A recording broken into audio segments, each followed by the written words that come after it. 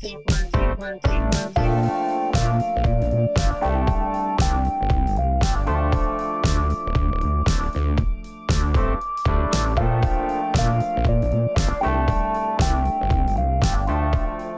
from Tokyo, my dear friends. This is Daisuke, and I very much hope that this video finds you well and in very good spirits wherever you are in the world.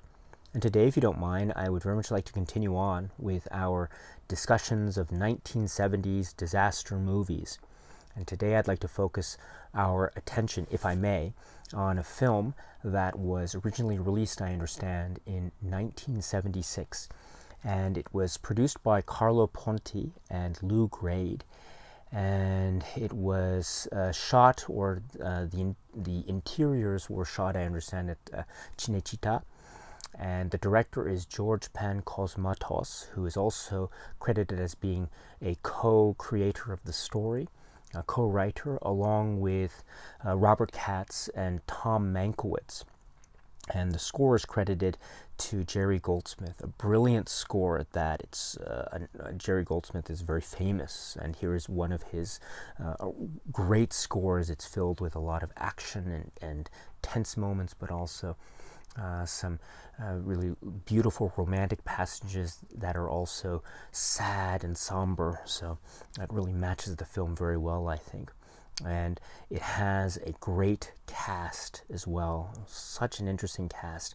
For example, Sophia Loren, Richard Harris, Burt Lancaster, Ingrid Thulin, Martin Sheen, Ava Gardner, Alida Valli, Lee Strasberg, and others.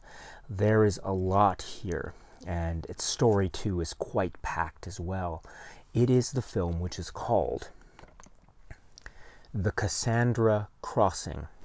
This happens to be the Japanese Blu-ray that I was very fortunate to be able to get some time back, and I'm very glad I was able to, because it's a very memorable film in the disaster genre. Now, that's the thing I should point out immediately, which is, I know that it's sometimes referred to as being a film that is part of the disaster genre, but it could also be classified or co-classified as being also a thriller and also an action-adventure. It involves a moving train towards a particular destination that involves a lot of danger and perhaps the destruction of the train, hence the title of the film, The Cassandra Crossing. But there are also a lot of elements to, so I'm sorry, just to take a step back, that might seem to have a sense of both the disaster and the action-adventure element that is combined. There are also other sources of the tension, the antagonism, that I think lend further levels of the disaster elements, thus making this a very packed, dense film that I think remarkably also gives us time to breathe and to let us learn a little bit about who these characters are and where they come from, what their backgrounds are, how they're related to each other, if at all, and ultimately how those character dominoes, once they're set up, how we see them finally let loose, as it were, in the final parts of the film, and we see certain characters and trying to work together, if they are able to at all, to avoid certain disaster. And so that is on a moving train, and so there's a lot going on here. Now, if we were to try to explain a little bit further about what the story is, we have the introduction of the element of the infectious disease, the unintentional or accidental infection of someone due to certain circumstances from the very outset of the film, and due to other plot circumstances, such infected person finds himself on a train filled with passengers in Europe. And so we see the introduction of the infectious disease plot, which is, I think, something that we have seen in other disaster films. So how the disease will, the spread of this infectious disease will be contained, if at all. So that's one source of the tension, thus the disaster element.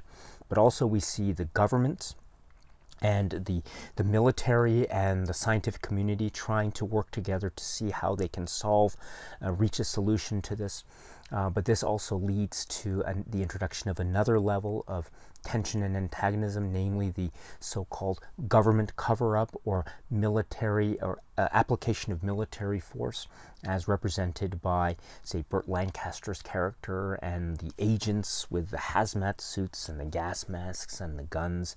And we see them using force not just to try to prevent the spread, but also to perhaps stop the passengers that are on the train. And so that leads to another element of tension, especially when we, as viewers, along the way, during the course of the film, get to know some of the passengers, included in which are people like the characters played by Richard Harris and Sophia Loren and Martin Sheen and Ava Gardner and Lee Strasberg and O.J. Simpson. We have so much packed already, and we have so many characters. It might seem very dense, maybe too dense, but I think the fact that the film does allow some time, quite a significant amount of time actually, to slow down when we're on the train. We get to learn a little bit about who these people are, and we sense where they come from, and it's not all what it seems to be.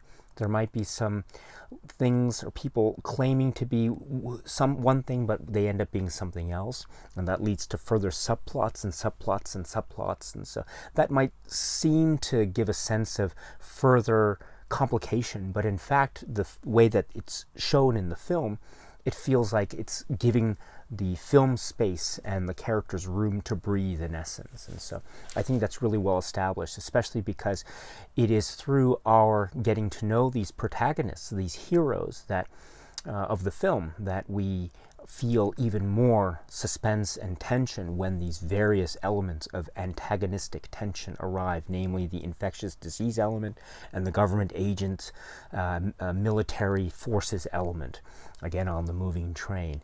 And that's not all, because there is yet another element of the disaster, which is the source of the title, the Cassandra Crossing, which refers to this part of the train line, which is like this big bridge over this ravine area that seems to be very unstable. And the idea is maybe if they reach this point that the bridge won't hold, and therefore the train might risk destruction because it will fall, and therefore causing the deaths of all these passengers. And so the heroes on the train, having all this information up to now, realize that there is this other bit of information, this other potential disaster that must be averted. So there's all this stuff going on, not to mention the subplots I mentioned, right? There's this thing about the drug trafficking, and there's this thing about the parents and the relationship between Sophia Loren's character and Richard Harris's character, the exes, but they still have some romantic feelings towards each other, perhaps, who knows?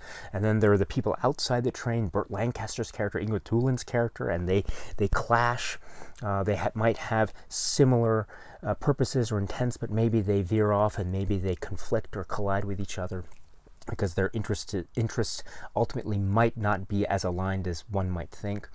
And so there's a lot of stuff going on here. And so maybe it might seem like a lot or too much, but I must say again that there is something very special about how everything is presented just enough. There seems to be this well-placed sense of balance among these various elements. And also, as I was mentioning earlier, the pacing is very interesting because the film takes its time. There are some really exciting suspenseful set pieces, don't get me wrong. For example, it's a moving train, there's helicopters sometimes, and there's gunfire that's very involving, very exciting, and very shocking and thrilling. And there's action set pieces. Certain characters have to climb on the side of the moving train to avoid certain disaster, etc. So there's a lot of that stuff going on. But the film also does take its time, maybe during the middle passages in particular, to let us just stay with those characters on the train, see who they are. And it presents this information in a very dramatic way. And I know sometimes disaster films, one of their strengths is they introduce heightened levels of melodrama or soap opera type of dynamics that are also in and of themselves very entertaining. Here in the Cassandra Crossing, there are those dynamics and subplots and subterfuge and people not pretending to be, or they're pretending to be things that they are actually not, and or there are couples that are maybe on bad terms, but they end up coming together again. So there are those human elements or interest stories that I think are very well established, and also there isn't necessarily a sense of corniness, I would suggest, in the way that they are presented, which is also in line with a general sense or tone or theme to the approach of this film, which is that there are moments where you think it's going to go one way, but it goes in quite a different way.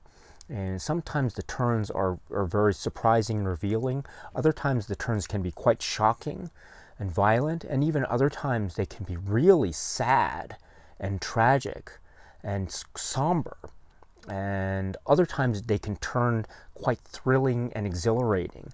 And so I want to suggest that this film does, I think, a really effective job in presenting all this stuff, but also giving us a sense of fear and dread, and yes, even sorrow and tragedy, as well as the exhilarating, exciting set pieces that we see, as well as the quiet moments of character.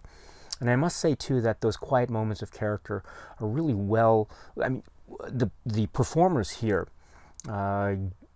take the subject matter very seriously, or at least they seem to, because they deliver their dialogue with a lot of gusto and a lot of believability, and there's a lot of physicality in their roles. Sophia Loren, for example, her character has this wonderful arc, and it becomes so much filled with a sense of she has this way of having a real conviction about her, and an emotional one, and she has a real emotional investment in a lot of things that are going on. So you really believe when she is concerned and when she is worried, and you really know that she's thinking and trying to formulate these plans to essentially try to save as many people as she can.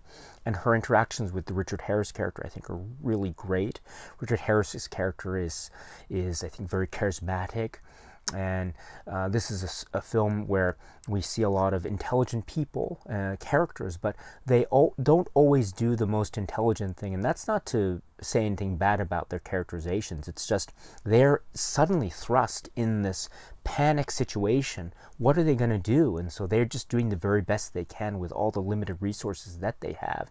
Sometimes they fail, sometimes they succeed, and it's in the process and it's in how they react, which is where their characters shine through. And so I think that is I think it's a credit to, again, how the characters are portrayed. It's also how the performances really guide them through. And we really feel a lot, especially when all the stuff just comes down at once during that final act. And as I say, all the things that are set up, they just come at once. And when it comes, it's just, wow, really effective stuff. So the Cassandra Crossing is a film that is packed to the brim with a lot of stuff. Maybe it's overflowing. Maybe it's overflowing too much for some people to sustain the idea, or suspension of disbelief. Maybe it's straining credulity too much for some, and that's okay. But I think for me, it is tempered by, or all the heights of potential zaniness, as it were. And that's not to say that I dislike zaniness. I'm a big fan of zaniness in films, but there's something about the Cassandra Crossing where it has these elements of the plot that might seem a big stretch, and everything is all packed in this one film.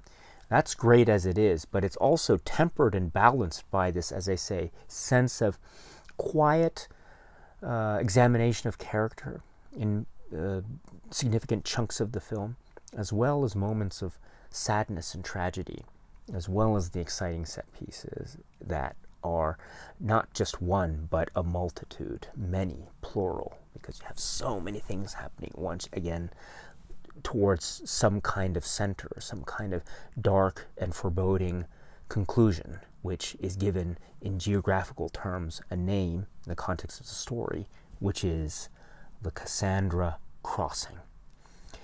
Okay, my friends, so that's it for now. And so until we meet again, please be happy and healthy and well, and please keep on watching a lot of great, great movies. Thank you so much, as always, for your time. I very much appreciate it. Stay strong, stay safe, and cheers.